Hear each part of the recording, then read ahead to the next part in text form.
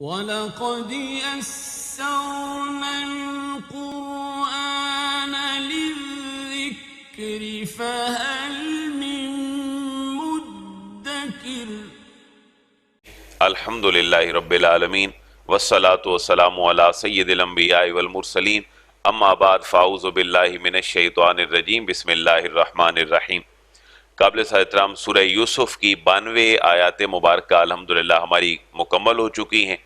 سورہ یوسف قرآن کا بہترین قصہ ہے اور اپنے نزول اور اپنے مضامین کے اعتبار سے مکی ہے، اور اس کے اندر 111 آیات مبارکہ ہیں۔ آج الحمدللہ ہمارا سیکنڈ لاسٹ یہ سیشن ہوگا، اگلے سیشن میں یہ کمپلیٹ ہو جائے گی۔ حضرت یوسف علیہ السلام کا کردار اللہ نے اپنے نبی کے سامنے رکھا ہے۔ یہ جملے مکی صورتوں کے مزاج کو سمجھنے کے لیے بہت ضروری ہیں کہ حضرت یوسف علیہ السلام کا کردار اور تذکرہ، ان کے راستے میں آنے والی مشکلات کو اللہ تبارک و تعالیٰ نے مکی مزاج کے مطابق جو مشکلات حضور کو تھیں وہ ایک رول ماڈل کے طور پر یہ کردار بھی حضور کے سامنے ہے، اور اللہ اپنے حبیب کو یہ بتلا رہے ہیں کہ محبوب جیسے یوسف کو اپنے سگے بھائیوں سے حسد کا واسطہ پڑا تھا، آپ کے ساتھ بھی اہل مکہ، بنو ہاشم اور قریش کو یہ مشکلات آپ کے راستے میں آئیں گی۔ پھر یہ زندگی کے سارے فیزز ہیں۔ حضرت یوسف علیہ السلام کے بھائیوں نے کنویں میں پھینک دیا، وہاں سے بازار میں بک گئے، وہاں سے عزیز مصر کی بیوی کے کچھ کردار کے بعد آپ جیل میں چلے گئے، وہاں سے پھر آپ مسند کے اوپر آئے، پھر بھائیوں کا آنا 3 دفعہ غلہ لینے کے لیے، ایک دفعہ افسانے کے طور پر کچھ لے کے جانا، دوسری دفعہ اپنا بھائی بھی گنوا جانا، اور تیسری دفعہ پھر حضرت یوسف علیہ السلام کو پہچان لینا۔ اب جب حضرت یوسف علیہ السلام نے پہچان لیا تو حضرت یوسف علیہ السلام نے جملہ ارشاد فرمایا لا تثریب علیکم الیوم، آج تمہارے اوپر کوئی گرفت نہیں ہے۔ اس کے بعد حضرت یوسف علیہ السلام کا حضرت یعقوب علیہ السلام اپنے باپ کا احوال پوچھنا، اور آپ کو پتہ چلنا کہ میرے باپ تو میرے فراق میں رو رو کے نابینا ہو چکے ہیں، وہاں پھر اپنی قمیض حضرت یوسف علیہ السلام بھیجتے ہیں کہ لے جاؤ اور میرے باپ کی آنکھوں کے اوپر لگاؤ اور اپنے اہل و عیال کو لے آؤ تاکہ ہم یہاں پر اپنی زندگی گزر بسر کر سکیں۔ آج سے ہمارا یہ موضوع شروع ہو رہا ہے۔ بسم اللہ الرحمن الرحیم۔ اذهبوا بقمیصی ھذا فألقوه علی وجہ ابی یأت بصیرا وأتونی بأہلکم اجمعین۔ اذهبوا بقمیصی، اذهبوا ویسے اس کا معنی ہے چلے جاؤ، لیکن جب اس کے بعد پراپوزیشن ہماری با آ جائے تو پھر اس کا معنی جانا نہیں ہوتا بلکہ لے جانا ہے۔ اذهبوا بقمیصی، میری قمیص لے جاؤ، میرا پیراہن لے جاؤ، میرا لباس لے جاؤ۔ جس کو ہم قمیض پڑھتے ہیں اس کو قرآن کیا کہہ رہا ہے؟ قمیص کہہ رہا ہے۔ قمیص عربی زبان کا لفظ ہے۔ لے جاؤ میرے پیراہن کو، میری قمیص کو، ہاذا اس کو، پتہ یہ چلا کوئی اور اٹھا کے نہیں دی کہیں ادھر ادھر سے، بلکہ جو اپنی تھی وہ دی۔ مفسرین نے 2-3 توجیحات لکھی ہیں کہ کون سی قمیص دی حضرت یوسف علیہ السلام نے اپنے باپ کے لیے۔ ایک روایت یہ ہے کہ جو قمیص پھٹی تھی زلیخا نے پکڑی تھی، جس پہ فیصلہ ہوا تھا وہ قمیص دی، اور دوسری قمیص یہ ہے کہ جو آپ نے اس وقت پہنی ہوئی تھی۔ بہرحال مفسرین نے تاریخی روایات میں یہ بھی لکھا ہے وہ قمیص بڑی اعلیٰ قسم کی تھی، اس سے پہلے بھی انبیاء کرام نے پہنی تھی۔ حضرت ابراہیم علیہ السلام کو جب آگ میں پھینکا گیا تو وہ قمیص مبارکہ اس وقت آپ نے پہنی ہوئی تھی، تو یہ نسل میں چل رہی تھی۔ حضرت ابراہیم سے آئی حضرت اسحاق کے پاس، حضرت اسحاق سے حضرت یعقوب کے پاس، اور حضرت یعقوب کے بعد جو ہے حضرت یوسف علیہ السلام کے پاس تھی جب آپ بچھڑے۔ تو دونوں بہرحال روایات ہیں، لیکن زیادہ قرینے کیا ہے جو آپ نے پہنی ہوئی تھی، جو پہنی ہوئی تھی وہ بھیج دی۔ فَأَلْقُوهُ عَلَى وَجْهِ أَبِي يَأْتِ بَصِيرًا، فا کا معنی پاس القو، اس کو پھینک دو، پہنا دو، لٹکا دو، عَلَى وَجْهِ أَبِي، عَلَى پر، وجہ چہرہ، ابھی میرے باپ کے چہرے کے اوپر اس کو لٹکا دینا اور لگا دینا، یأت بصیرا، تو وہ بینا ہو جائیں گے۔ یہاں مفسرین نے لمبی بحث کی ہے کہ جو ایک توسل ہے اللہ کے نیک بندوں کی باقیات اور چیزوں سے، اس کا تصور ہمیں قرآن سے مل رہا ہے، لیکن اس میں عقیدے کی بات یہ ہے شاید جس سے ہمارے سارے اختلافات ختم ہو سکتے ہیں اگر اس کو بڑے براڈ سینس میں لیا جائے، کہ قمیض اللہ کے نبی کی ہے، لگائی ایک نابینا شخص کی آنکھوں پہ جائی رہی ہے، اور یات بصیرہ حضرت یوسف علیہ السلام یہ کہہ رہے ہیں کہ آپ لگاؤ گے تو ان کی بینائی واپس آ جائے گی۔ اب یہ تو قرآن ایک بیان ہے کہ قمیض لگی اور بینائی واپس آ گئی، پھر اختلاف کس بارے میں ہے؟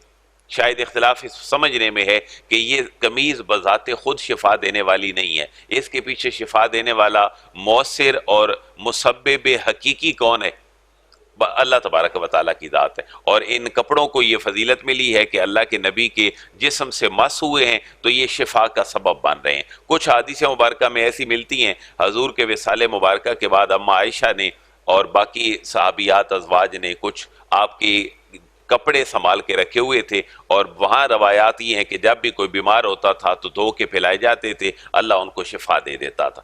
تو بزرگان دین کے جو تبرکات اور آثار ہیں ان سے برکت کا ثبوت ہمیں یہاں سے ملتا ہے، لیکن برکت ان میں رکھی کس نے ہے؟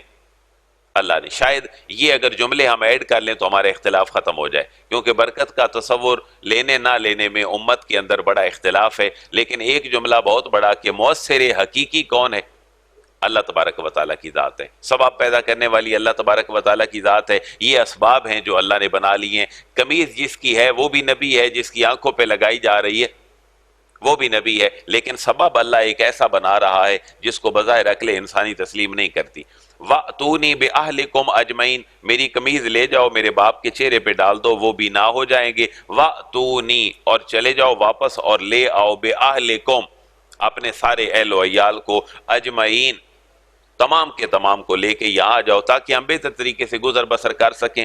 وَلَمَّا فَصَلَتِ الْعِيرُ قَالَ أَبُوهُمْ إِنِّي لَأَجِدُ رِيحَ يُوسُفَ لَوْلَا أَن تُفَنِّدُونَ۔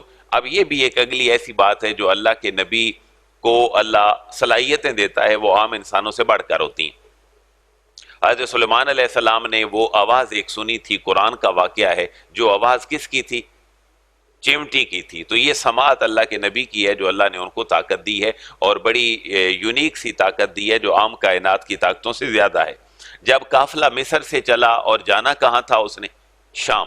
حضرت یعقوب علیہ السلام کے بیٹے شام سے مصر آتے، مصر میں حضرت یوسف علیہ السلام سے، یہاں سے وہ اپنا غلہ لے کے جاتے۔ جب قافلہ مصر سے نکلا شام جانے کے لیے تو قرآن کہہ رہا ہے کہ ان کے باپ یعنی حضرت یعقوب علیہ السلام نے اپنے پاس بیٹھنے والے لوگوں کو یہ کہا کہ میرے بیٹے غلہ لینے کے لیے گئے ہیں، لیکن آج مجھے اپنے بیٹے یوسف کی خوشبو آ رہی ہے۔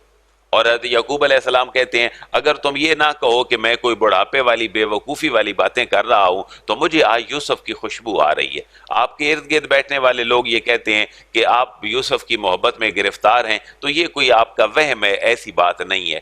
اس کے بعد پھر وہ بندہ پہنچتا ہے جس کے ہاتھ قمیض دی جاتی ہے اور وہ قافلہ بیٹے۔ وَلَمَّا فَصَلَتِ الْعِيرُ قَالَ أَبُوهُمْ إِنِّي لَأَجِدُ رِيحَ يُوسُفَ لَوْلَا أَن تُفَنِّدُونَ۔ واو کا معنی اور، لما جب فصل جدا ہوا، جب قافلے نے اسٹیشن چھوڑا اپنا، العیر قافلے نے، قَالَ أَبُوهُمْ، قَالَ کہا، أَبُوهُمْ ان کے باپ نے، یعقوب علیہ السلام نے کہا جو حضرت یوسف کے بھائیوں کے باپ ہیں، انی بے شک میں، لا اجدو، لام کا معنی تحقیق، اجدو میں پا رہا ہوں، میں محسوس کر رہا ہوں، ریح یوسف، یوسف کی خوشبو میں دیکھ رہا ہوں، یوسف کی خوشبو میں سونگ رہا ہوں، مجھے محسوس ہو رہی ہے۔ لیکن ساتھ یہ بھی کہہ دیتے ہیں لو لا ان تفندون، اگر یہ میرے بڑھاپے کی کو تم ایسی بات نہ کہو جو بوڑھے لوگ عموماً کر لیتے ہیں، تو میں محسوس کر رہا ہوں کہ یوسف کی خوشبو مجھے پہنچ رہی ہے۔ لولا ان تفندون، اگر تم مجھے بے وقوف خیال نہ کرو،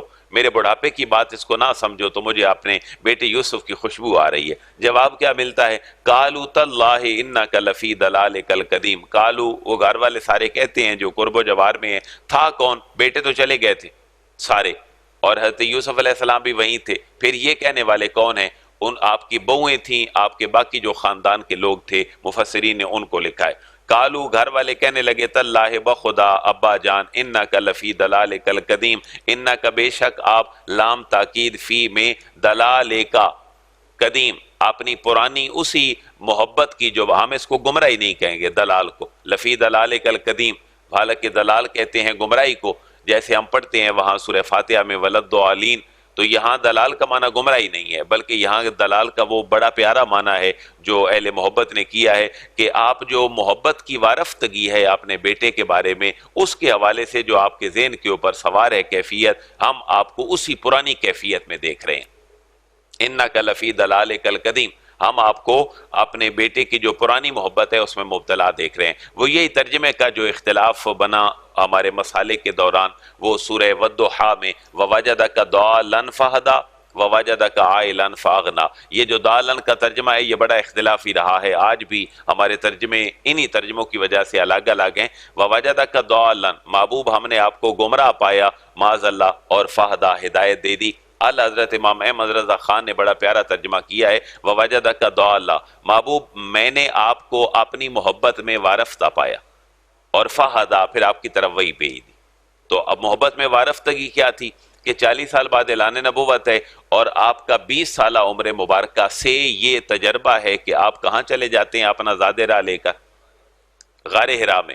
تو 20 سال کا عرصہ تقریباً وہاں پہ سٹے ہوتا ہے، اللہ کو یاد کرتے ہیں، ذکر اذکار ہوتا ہے، اور اس کے بعد اللہ وہی نازل فرماتا ہے وَوَجَدَكَ ضَالًّا فَہَدَىٰ، محبوب میں نے آپ کو اپنی محبت میں وارفتہ پایا، چلتے پھرتے پایا، تو میں نے آپ کو اپنی راہ دے دی، آپ کے اوپر اپنی وہی نازل فرما دی۔ تو کچھ مفسرین نے ترجمہ کیا محبوب ہم نے آپ کو گمراہ پایا اور ہدایت دے دی، جس کی وجہ سے ایک دوسرے میں دوریاں پیدا ہو گئیں۔ یہ ترجمہ بھی بڑا پیارا ہے، اِنَّكَ لَفِي ضَلَالِكَ الْقَدِيمِ، ابا جان ہم آپ کو اپنی پرانی محبت کی جو وارفتگی ہے اپنے بیٹے کے بارے میں، جس نے آپ کو بہت ساری چیزیں بھلا دی ہیں، ہم نے دیکھا ہے کہ آپ صرف اسی کیفیت میں مبتلا ہیں۔ فَلَمَّا أَنْ جَاءَ الْبَشِيرُ أَلْقَاهُ عَلَى وَجْهِهِ فَارْتَدَّ بَصِيرًا، کیا نگاہ لوٹی بھی، بینائی واپس بھی آئی یا نہیں آئی؟ قرآن بیان یہ ہے فَلَمَّا، فا کا معنی پاس لما، جب، ان جاء البشیر، جب خوشخبری سنانے والا آیا، القاہ، القا یلقی کا معنی ہوتا ہے پھینکنا۔ لٹرل میننگ میں ایک سپیچ بھی جب لوگوں کے سامنے کی جاتی ہے تو گویا کہ وہ پھینکی جاتی ہے، اس کو عربی میں بھی القاء کہتے ہیں۔ اللہ کی طرف سے دل میں کو بات آ جائے تو وہ بھی کیا ہے؟ القاء ہے۔ تو یہ اپنے لٹرل میننگ میں ہے۔ القاہ، اس نے جب ڈالا، اس کو پھینکا، علی وجہہ، ان کے چہرے پر، یعنی حضرت یعقوب علیہ السلام کے چہرے پر۔ پتہ چلا ان کے بیٹوں میں سے کوئی قمیض پکڑ کے نہیں لایا تھا، اگر بیٹوں میں سے ہوتا تو وجہ ابی ہوتا، یہاں ہے وجہ ہی، ان کے چہرے پر جب اس نے ڈالی۔ البشیر، جو خوشخبری سنانے والا ہے۔ اس سے محسوس یہ ہوتا ہے کہ قافلوں میں کچھ لوگ ایسے ہوا کرتے تھے جو قافلے کے ساتھ چلتے تھے، کچھ خادم کی کیفیت میں، جیسے آج کل بندہ جاتا ہے کوئی ڈرائیور ساتھ ہوتا ہے، بندے نے خانسامہ ساتھ لے لیا اور چل پڑے، شاید وہی کیفیت ہے۔ جب آپ پہنچا خوشخبری سنانے والا، اس نے ڈالی۔ اب اگر وہ تو زیادہ تھے، سارے بیٹے مل کے ڈال دیتے کہ ابا جان اتنی بڑی خوشخبری ملی ہے، ہمارا بھائی مل گیا ہے، تو القا نہ ہوتا، یہ سنگولر ہے، بلکہ یہاں پر کوئی پلورل جو ہے وہ لفظ ہوتا۔ القاہو، اس نے ایک بندے نے جو ساتھ تھا اس نے ڈالا، علی وجہ ہی، آپ کے چہرے پر۔ ہوا کیا جی؟ فرتدہ بصیرا، قرآن ایک بیان ہے، فا کا معنی پاس ارتدہ، لوٹ آئی، اسی سے مرتد نکلا ہے۔ مرتد جب اسلام سے واپس جاتا ہے کفر کی طرف تو لوٹ کے چلا جاتا ہے، اس لیے اس کو مرتد کہتے ہیں۔ فرتدہ، تو لوٹ آئی، بصیرا، وہ نگاہ جو ہے، آپ اس نگاہ کی کیفیت کی طرف دوبارہ لوٹ آئے، آپ کو نظر آنا شروع ہو گیا، آنکھوں کی سفیدی ختم ہو گئی۔ قال الم اقل لکم انی اعلم من اللہ ما لا تعلمون، اب یہ وہ ایک راز ہے جو حضرت یعقوب علیہ السلام افشا کرنے لگے ہیں۔ وہ راز یہ ہے کہ یہ جو آزمائش تھی میرے اوپر، یہ اللہ کی طرف سے تھی۔ میرا بیٹا کنویں میں تھا، میں تب بھی جانتا تھا، جب مصر کے بازار میں گیا تب بھی جانتا تھا۔ اور کالا، آپ نے فرط محبت سے یہ والہانہ کہا، الم اقل لکم، آقا مانا کیا؟ لم اقل لکم، میں نے تمہیں نہیں کہا تھا، میں تمہیں نہیں کہتا تھا، انی عالم، بے شک جو میں جانتا ہوں، من اللہ، اللہ تبارک و تعالیٰ کے بتلانے سے، اللہ کی طرف سے، ما لا تعلمون، جو تم نہیں جانتے ہو۔ یہ کیا تھا کہ میرا بیٹا ہے کہیں، مجھے خوشبو محسوس ہو رہی ہے، لہذا میرا بیٹا ہے جو مجھے کہیں مل جائے گا۔ قالوا یا ابا نستغفر لنا ذنوبنا انا کنا خاطئین، اب بیٹے بھی جو ہے وہ باپ کی بارگاہ میں یہ کہتے ہیں ابا جان ہم سے غلطیاں ہو گئیں، ہم نے ہی اس کو کنویں میں پھینکا تھا، تو اپنی غلطیوں کا اعتراف کر لیا، اور پھر باپ کو کہنے لگے ہمارے گناہوں کی معافی مانگیں۔ قالوا، انہوں نے عرض کی، یا ابانا، اے ہمارے باپ، استغفر لنا، ہمارے لیے جو ہے وہ مغفرت مانگیے، ذنوبنا، ہمارے گناہوں کے لیے، انا کنا خاطئین، بے شک ہم کون تھے؟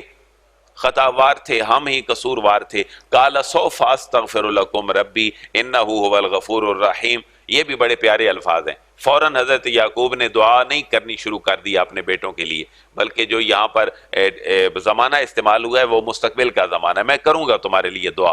پہلے میں اور کچھ کر لوں. کالا آپ نے فرمایا سوف استغفرو. سوف سین اور صوفہ دو چیزیں آتی ہیں مستقبل کے لیے. سیم کا معنی ہوتا ہے ان قریب، صوفہ کا معنی ہوتا ہے تھوڑا سا قریب سے بھی آگے، مستقبل بعید کے لیے. سوف استغفر لکم، میں مغفرت طلب کروں گا تمہارے لیے، ربی اپنے رب سے، لیکن ابھی نہیں، ابھی میں جو خوشی ہے اس کو محسوس کر لینے دو، ابھی اپنے بیٹے کے پاس جا لینے دو، اس کے بعد میں اپنے رب سے تمہارے لیے بخشش بھی مانگوں گا. انہ هو الغفور الرحیم، انہو میرا رب وہ ہے الغفور جو بخشنے والا ہے، الرحیم جو بڑا رحم فرمانے والا ہے. فلم اب قافلہ واپس جاتا ہے، وہاں سے تو قمیض آئی حضرت یعقوب علیہ السلام کے بیٹوں کے تھرو، حضرت یوسف وہیں مصر میں ہیں، اور اب قافلہ باپ کے ساتھ، بہوؤں کے ساتھ، پورے اپنے خاندان والوں کے ساتھ واپس حضرت یوسف علیہ السلام کے پاس جا رہا ہے. فلما دخلوا علی یوسف آوا الیہ ابویہ وقال ادخلوا مصر ان شاء اللہ آمنین. فا کا معنی پاس، لما جب داخلوا وہ داخل ہوئے یعنی واپس اب آنے لگے. یہ کتنی دفعہ بن گئی جی مصر میں آنے والی؟ یہ چوتھی دفعہ بنی ہے. جب چوتھی دفعہ سارے لوگ آنے لگے ہیں، ایک دفعہ پہلے قافلہ لینے غلہ لینے آیا قافلہ، اس کے بعد دوبارہ جب آئے واپس تو بنیامین کو رکھ لیا گیا، اب تیسری دفعہ پھر واپس لینے آئے تو حضرت یوسف نے پہچان لیا اور قمیض بھیجی، اب چوتھی دفعہ واپس حضرت یوسف علیہ السلام کے پاس آپ کا خاندان آ رہا ہے. فلما دخلوا، پس جب داخل ہوئے علی یوسف جناب یوسف کے روبرو، آوا جگہ دے دی آپ کے لیے، ابویہ آپ کے والدین کو جگہ دے دی گئی کو خاص قسم کی. وقال ادخلوا مصر ان شاء اللہ آمنین، وقالا اور انہیں کہا حضرت یوسف علیہ السلام نے، پریشانی کی ضرورت نہیں ہے، ادخلوا داخل ہو جاؤ مصر میں انشاءاللہ آمنین، اگر اللہ تعالیٰ نے چاہا تو تم خیر و عافیت سے رہو گے. شاید کوئی تھوڑا سا اور حضرت یوسف وہم دور کرنا چاہتے ہیں. وہ وہم یہ ہے کہ شاید باپ کو اپنے بیٹوں پہ اعتبار نہیں ہے، لیکن چلے میرا پتہ چلا ہے تو آ گئے ہیں. اب میں ایک تسلی والا جملہ کہہ دوں کہ جب آپ نے جگہ دے دی اپنے پاس اپنے والدین کو اور انہیں کہا کہ مصر میں آ جائیں، اب آپ کو پریشانی کی کوئی ضرورت نہیں ہے. پھر اپنے باپ کو حضرت یوسف علیہ السلام نے حضرت یعقوب کو اپنے بالکل پاس بٹھایا تخت کے اوپر. وَرَفَعَ أَبَوَيْهِ عَلَى الْعَرْشِ، واو کا معنی، اور رفع بلند بٹھایا. یقیناً پتہ چلا کہ بادشاہوں یا وزیروں مشیروں یا بڑے لوگوں کے بیٹھنے کے لیے جگہ اونچی ہی ہوا کرتی تھی، جو آج بھی ایسے ہی ہے. وَرَفَعَ أَبَوَيْهِ، جب شاہی دربار میں پہنچے تو آپ نے والدین کو اوپر بٹھایا، عَلَى الْعَرْشِ تخت کے اوپر، تخت کے اوپر والدین کو بٹھایا. اب وہ خواب کی تعبیر آنے لگی جی. سب سے پہلا خواب جس سے سورہ یوسف شروع ہوئی تھی وہ کیا تھی؟ حضرت یوسف علیہ السلام کہتے ہیں میں نے دیکھا کہ مجھے چاند، سورج، ستارے یہ سجدہ کر رہے ہیں. باپ کو جب تعبیر کے لیے عرض کیا تو انہوں نے کہا بھائیوں کو نہیں بتانا. وَخَرُّوا لَهُ سُجَّدًا، واو کا معنی اور خرو گر پڑے، آپ نے سر جھکا لیے، لہو حضرت یوسف علیہ السلام کے سامنے، سجدہ سجدے کی حالت، سجدے کی حالت میں آپ نے سر جھکا دیے. حضرت یعقوب نے بھی، آپ کی اہلیہ نے بھی، اور آپ کے بیٹوں نے بھی، اور باقی جتنے لوگوں کی خواب کی وہ تعبیر تھی. وَخَرُّوا لَهُ سُجَّدًا، سجدہ کون سا تھا؟ اس کے بارے میں بھی مفسرین نے لکھا یہ سجدہ تعظیمی تھا، اور سجدہ تعظیمی اس امت میں جائز تھا. دیکھیں ہمارے اختلافی مسائل کتنے حل ہو سکتے ہیں کہ آج ہم بہت دور ہیں، جو بزرگان دین کے مزارات ہیں ان کے اوپر معمولات میں لوگ ایک دوسرے سے دور ہوتے ہیں. کسی اہل سنت کے عقیدے اور عمل میں یہ بات جائز نہیں ہے کہ ہم صاحب قبر کو سجدہ کریں، کسی مسلک میں جائز نہیں ہے. جس کو امام احمد رضا خان کی مناسبت سے بریلوی مکتب فکر کہا جاتا ہے، فتاوی رضویہ میں آپ نے 2 + 2 = 4 واضح بات لکھی ہے، قبر کو سجدہ کرنا حرام ہے، قبر کی منت ماننا بھی حرام ہے، دعا اللہ سے کرنی ہے. آپ ان کے مشن کے ساتھ وابستگی کے طور پر جائیں. حتیٰ کہ اعلی حضرت عظیم البرکت نے یہ بھی لکھا ہے، آپ سے پوچھا گیا قبر کے اوپر چادر چڑھانے کا معاملہ کیسا ہے، تو آپ نے فرمایا کہ اگر اس کو پرومینیٹ کرنا ہو، کوئی اللہ کا نیک بندہ ہے تو چادر چڑھانے میں کوئی حرج نہیں، لیکن ایک ہی چادر ہو، وہ اگر سالوں میں بوسیدہ ہو جائے تو ٹھیک ہے، پھر کوئی اور چڑھا دی جائے. ورنہ یہ جو آج چادریں چڑھانے کا معمول ہے یہ تو شاید اہل سنت بریلوی مکتب فکر کے معمولات کے بھی بالکل خلاف ہے. تو یہ باتیں ہماری بالکل 2 + 2 = 4 محبت میں آ سکتی ہیں، لیکن تھوڑا سا علم کی ضرورت ہے، آگاہی کی ضرورت ہے. یہاں سے یہ دیکھ لیں سجدہ تعظیمی حضرت یوسف اور حضرت یعقوب کی شریعت میں جائز تھا، لیکن آج وہ بھی جائز نہیں ہے. اتنی کلیئرٹی یہ محمد صلی اللہ علیہ وسلم کی دین میں اور پھر اہل سنت والجماعت میں یہ شاید ہمیں کہیں بھی نہیں ملتی. وَخَرُّوا لَهُ سُجَّدًا، وہ گر پڑے آپ کے لیے سجدہ کرتے ہوئے. وَقَالَ يَا أَبَتِ هَذَا تَأْوِيلُ رُؤْيَايَ مِن قَبْلُ، واو کا معنی اور کالا کہا. یہ منظر دیکھ کر حضرت یوسف علیہ السلام نے یا ابت، اے میرے باپ. میں نے کہا تھا نا یا ابی نہیں ہے، جگہ جگہ پہ وہاں کیا ہے ابی، ابو کا، لیکن یہاں ایک پیار بھرا لے جائے. جیسے آپ پاپا کا کوئی لفظ پیار محبت سے کہہ لیں، ابا جان کہہ لیں، کوئی نیک نیم اپنے والد کے ساتھ محبت کے لیے کوئی بھی کہہ لیں. یا ابی نہیں ہے، یا آبات، اے میرے والد. ہاذا تعویل رؤیا، ہاذا یہ جو کیفیت ہے سیدوں والی، یہ تعویل و یہ تعبیر ہے رؤیا یا میرے اس خواب کی من قبل، جو میں نے اسے کتنے سال پہلے دیکھا تھا جی وہ خواب. اب پوری کہانی ذہن میں لائیں. بچپن، کنواں، پھر عزیز مصر کا گھر، پھر جیل کے کتنے سال قرآن نے کہے تھے؟ 9 سال تقریباً. اس کے بعد پھر مصر میں اور آپ وزیر بنے، آپ کے پاس بادشاہت آئی، پھر آپ کے بھائیوں کا آنا جانا غلہ. کتنے سالوں کا خواب تھا جی؟ غلہ، سرسبزی شادابی آئے گی اور پھر 7 سال تمہارے قید کے ہوں گے. 7 اور 7 14، اور وہ بچپن، وہ جوانی، 9 سال جیل کے، یہ ٹوٹل ڈالے تو مفسرین نے لکھا ہے ابا جان یہ میرے اس خواب کی تعبیر ہے جو میں نے آج سے 40 سال پہلے دیکھا تھا. عمر مبارکہ تقریباً 40 سال ہو چکی ہے. تو 40 سال کی عمر جو ہے وہ بڑی میچور عمر ہے. اللہ کے حبیب کا اعلان نبوت بھی 40 سال کے بعد ہے. تو 40 کا فگر عموماً ہمارے ہاں بڑا مشہور ہے. اس کی ساری نسبتیں اسی وجہ سے ہیں. انسان مراد کو پہنچتا ہے، پختہ عمر ہے، پھر ڈھلنا شروع ہو جاتا ہے. تو تقریباً من قبل کتنا عرصہ پہلے؟ 40 سال پہلے تقریباً ابا یہ میرے خواب کی تعبیر ہے جو میں نے دیکھا تھا. دیکھیں نبی کس اور اللہ کا نیک بندہ، اور قرآن ہمیں یہ سمجھا رہا ہے کہ خوشی میں بھی تمہاری لمیٹیشن ہونی چاہیے، اور اگر غم کی کیفیت ہے تب بھی لمیٹیشن ہو. کیسے؟ اتنی خوشی ہوئی کہ بیٹا باپ سے مل گیا، باپ کی بینائی واپس آ گئی، کتنا کیا کیفیت ہوگی 40 سال کے بعد.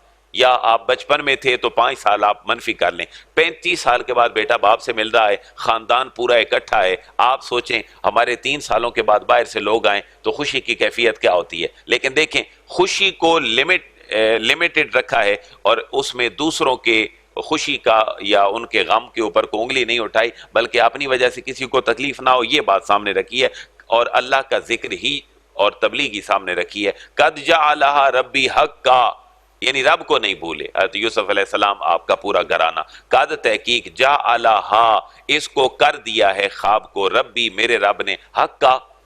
پتہ چلا ہمیں بھی خوشی میں ایکسیڈ نہیں کرنا چاہیے، غم میں بھی آگے نہیں جانا چاہیے. غم بھی اسلام میں جائز ہے، لیکن جس میں مارنا ہو، پیٹنا ہو، گریبان پھاڑنا ہو، اور ایسے واویلے جملے بولنے ہوں جو توحید رسالت کے منافی ہوں، یہ رونا بھی جائز نہیں ہے.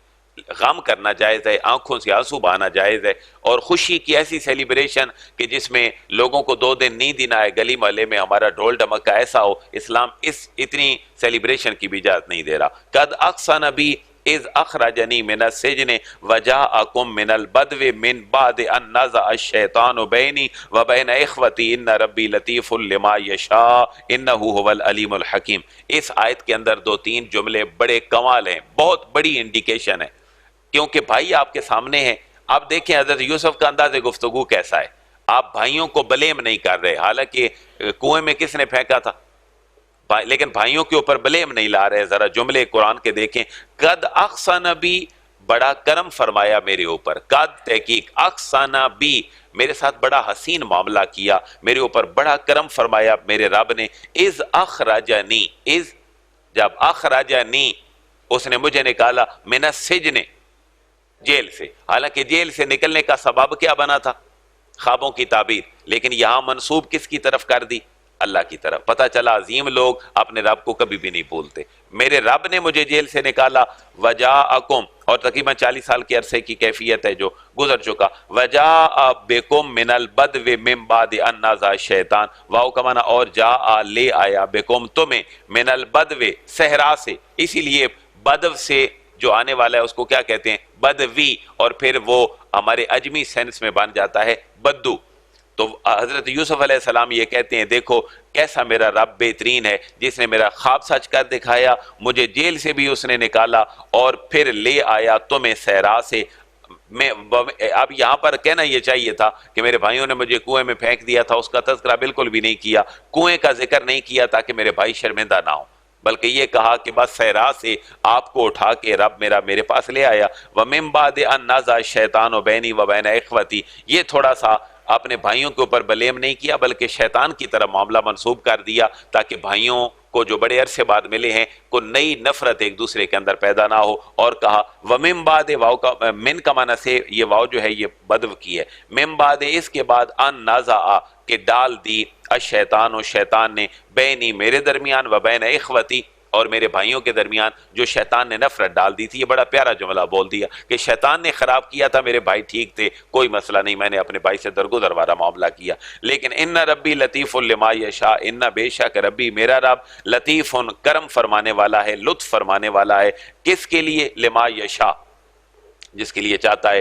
انہ هو العلیم الحکیم، انہ بے شک وہ العلیم جاننے والا ہے، الحکیم حکمت والا ہے۔ اب یہاں بھی دیکھیں نا، اللہ کی توحید کو اللہ کا نبی لوگوں کے سامنے پہنچانے کے لیے سستی نہیں کر رہا، بھولا نہیں ہے۔ اب ایک جملہ ہے ایک شکر کا جو اللہ کی بارگاہ میں حضرت یوسف علیہ السلام بیان کر رہے ہیں، رب قد اتیتنی من الملک وعلمتنی من تعویل الاحادیث فاطر السماوات والارض انت ولی فی الدنیا والآخرہ توفنی مسلما والحقنی بالصالحین۔ اب یہ شکرانے کا جملہ ہے جی حضرت یوسف علیہ السلام کا، رب اے میرے رب، قد تحقیق، آتیتنی تو نے مجھے عطا فرمایا ہے، من الملک یہ بادشاہی تو نے مجھے عطا فرمائی ہے، وعلمتنی اور تو نے مجھے علم دیا ہے، سکھایا ہے، من تعویل الاحادیث خوابوں کی تعبیر، اللہ مجھے ملک بھی دیا ہے تو نے، میرے ہاتھ میں فن بھی دیا ہے خوابوں کی تعبیر کا، فاطر السماوات والارض اے بنانے والے آسمانوں اور زمین کے،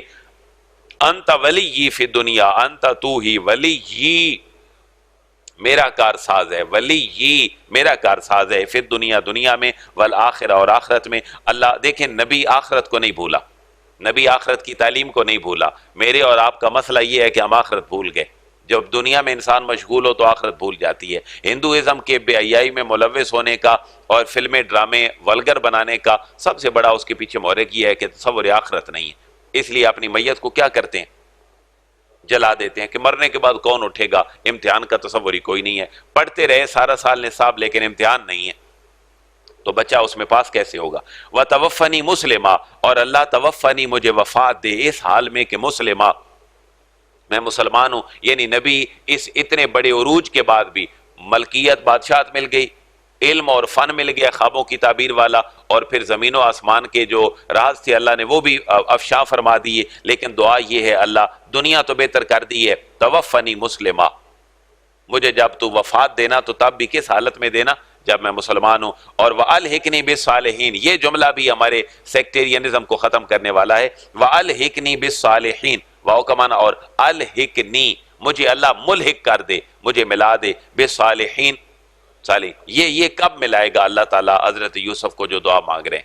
پتہ چلا صالح اور نیک بندے کا جو فیضان ہے وہ اللہ تبارک و تعالیٰ مرنے کے بعد بھی جاری فرما رکھتا ہے۔ بالکل یہاں قرآن حدیث کو تو سائڈ پہ رکھ لیں، ایک انٹلیکچوئل لیول پر آ کر آپ دیکھیں اللہ کا نبی مرنے کے بعد بھی کن کا قرب مانگ رہا ہے؟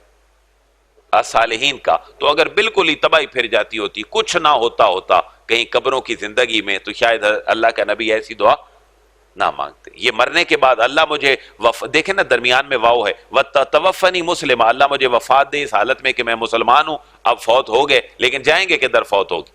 ظاہر زمین میں دفن ہو گئے تو وہاں وَأَلْحِقْنِي بِالصَّالِحِينَ اللہ مجھے صالح لوگوں کے ساتھ ملا دے۔ پتہ چلا مرنے کے بعد بھی صالحیت کا تصور ہے۔ وہ سورہ بنی اسرائیل اور کاف میں ہم نے پڑھا تھا کہ حضرت موسیٰ اور خضر جب نکلے تو ایک پینڈ کی کسی کی دیوار گر رہی تھی، تو دیوار کو حضرت خضر نے کیا کر دیا؟ سیدھا۔ حضرت موسیٰ نے کہا بھئی تم نے سیدھا کیوں کر دیا ہے؟ پینڈ والوں نے تو ہمیں کھانا بھی نہیں دیا اور آپ نے اس کو سیدھا کر دیا۔ تو وہاں قرآن کے الفاظ یہ ہیں، حضرت خضر نے کہا میں نے اس لیے سیدھا کیا ہے کہ اس کے نیچے 2 یتیم بچوں کا خزانہ ہے، وَكَانَ أَبُوهُمَا صَالِحًا اور یہ جو ان کا باپ اور فور فادرز میں بندے تھے وہ بڑے نیک آدمی تھے، تو میں ان کے خزانے کی اب بھی حفاظت کر رہا ہوں۔ امام قرطبی نے لکھا ہے وہ کوئی دادا باپ ڈائریکٹ نہیں تھا، دادا پردادا لکڑ دادا، بہت ساری پشتیں انہوں نے ذکر کی ہیں، بچوں کے نام بھی انہوں نے ذکر کی ہیں۔ تو مرنے کے بعد بھی صالحین کا ساتھ، یہ اللہ کا نبی اس کے لیے دعا مانگ رہا ہے۔ اللہ ہمیں دنیا میں بھی صالحین کا قرب عطا فرمائے، اور مرنے کے بعد بھی اللہ ہمیں انبیاء کی مانگی ہوئی دعاؤں کا فیضان اللہ ہمیں عطا فرمائے۔ اب کل سے جو ہماری گفتگو شروع ہوگی، ذالک من انباء الغیب، اس کا مخاطب اللہ کے حبیب جناب رسول اللہ ہوں گے، کیونکہ یہ صورت کون سی ہے؟ مکی، اور اللہ اس صورت میں اپنے نبی کے سامنے رول ماڈل رکھ رہا ہے انبیاء کا۔ تو 102 نمبر آیت مبارکہ سے 111 تک کل ساری آیتوں کے مخاطب کون ہیں؟ رسول اللہ ہے۔ اللہ اپنے نبی کو سارا واقعہ بتانے کے بعد یہ فرما رہا ہے محبوب ہمت رکھیں، ابو جہل ابو لہب کی پریشانی نہ لیں، ابھی طائف، سفر طائف، دندان مبارک کا شہید ہونا، اور سوشل بائیکاٹ، وہ شیب ابی طالب میں جانا 3 سال تک، اور بالکل سوشل بائیکاٹ، شادیاں نہیں، لین دین نہیں قریش کا، یہ ساری باتیں اللہ اپنے نبی کو ریئلائز کروائے گا۔ محبوب ہمت رکھیں، حوصلہ رکھیں۔ تو یہ ہمارے لیے تو باتیں اجنبی ہیں، کیونکہ ہماری فیلڈ بدل گئی ہے۔ اللہ ہمیں بھی انبیاء کے مشن سے مزید وابستگی نصیب فرمائے۔ وما علیہ الا البلاغ۔